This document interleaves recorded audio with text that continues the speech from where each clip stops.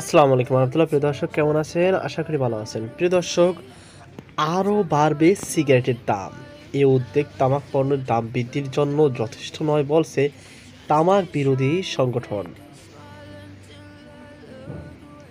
প্রিয় দর্শক, অগ্রিম কর ও সিগারেট পেপার আমদানিতে সম্পূরক শুল্ক বাড়ানোর প্রভাব নতুন অর্থবছরে আরেক দফা বাড়বে সিগারেটের দাম।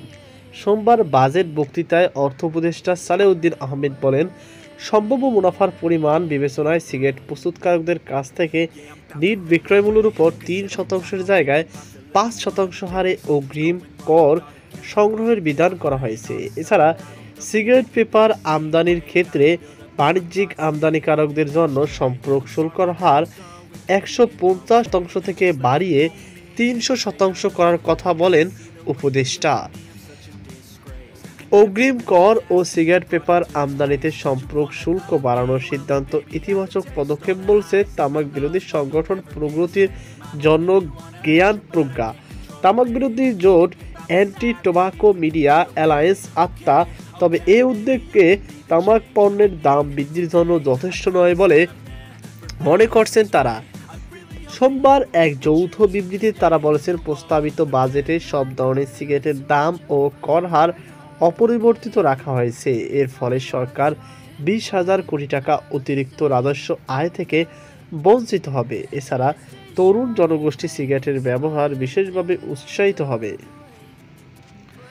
প্রজ্ঞা ও আত্মা বলছে, তামাক বিরোধী প্রস্তাব অনুযায়ী সিগারেট বাজারের ৮০% দখলে থাকা নিম্ন এবং মধ্য স্তরের সিগারেটের একত্রিত করে সর্বনিম্ন খুচরা মূল্য ৯০ টাকা নির্ধারণ করার পাশাপাশি অন্যান্য স্তরের সিগারেটের দাম বাড়ানো হলে রাজস্ব আয়ের এই সুযোগ হাতছাড়া হবে না এবং জনস্বাস্থ্যের ব্যাপক উন্নয়ন ঘটবে। প্রস্তাবিত বাজেটে ষষ্ঠবারের মতো বিড়ির মূল্য এবং দশমবারের মতো সম্পূরক শুল্ক অপরিবর্তিত রাখায় হতাশা প্রকাশ করা হয় প্রজ্ঞা ও আত্মার পক্ষ থেকে। বিবৃতিতে তারা বলেছে, জর্দা ও গুলের দামের পাশাপাশি কর হার অপরিবর্তিত রাখা হয়েছে। তামাক ব্যবহারকারীদের ৫০%-এর বেশি মানুষ দোয়াবিহীন তামাক ব্যবহার করেন, যাদের অধিকাংশ দরিদ্র এবং নারী। মূল্যস্ফীতি এবং মাথাপিছু আয় বৃদ্ধির বিবেচনায় নিলে এসব পণ্য আরও সস্তা ও সহজলভ্য হয়ে যাবে। দরিদ্র জনগোষ্ঠী, বিশেষত নারী, দোয়াবিহীন তামাক পণ্য ব্যবহারের উৎসাহিত হবে এবং তাদের স্বাস্থ্য ঝুঁকি বেড়ে যাবে। প্রজ্ঞার নির্বাহী পরিচালক ABM জুবায়ের বলেন, তামাকের কারণে দেশে প্রতিদিন ৪৪২ জন মানুষ মারা যান।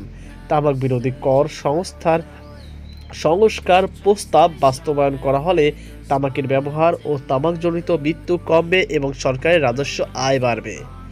তো প্রিয় দর্শক, এই ছিল আমার সর্বশেষ সামনে তথ্য। সকল বাধা সুস্থ আজকে পর্যন্ত। আল্লাহ হাফেজ।